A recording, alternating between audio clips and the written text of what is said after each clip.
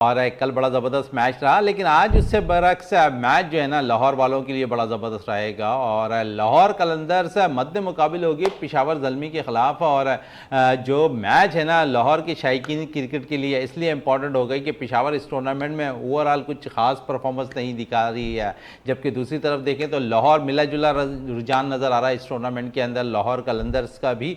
और जिस तरह उनकी टीम की कारकर्दगी है ना, तो उस पर हम सवालिया निशान भी बनता दिखाई दे रहा है। शहनशाह आफरीदी इस टीम की क़यादत कर रहे हैं, दूसरी तरफ पेशावर ज़ल्मी की क़यादत पाकिस्तान के बनाए नाज और इस वक्त के सबसे बेहतरीन बैटर बाबर आजम कर रहे हैं, लेकिन कुछ खास परफॉर्मेंस उससे नहीं हो पा रही है। उसके साथ साथ साइम अयूब इंजरी से निजात पाकर इस पेशावर ज़ल्मी का हिस्सा बने हुए हैं, लेकिन उनकी कारकर्दगी का भी तसलसल बरकरार नहीं है। फिर मोहम्मद आरिस कुछ अच्छा परफॉर्म कर रहे हैं, लेकिन उनकी कारकर्दगी की बिना पर उनकी टीम जीत से हमकनार नहीं हो पा रही है। लाहौर कलंदर्स और पेशावर ज़ल्मी के दरमियान मैच है। आज इस मैच में क्या कुछ होगा इस पर भी बात करेंगे।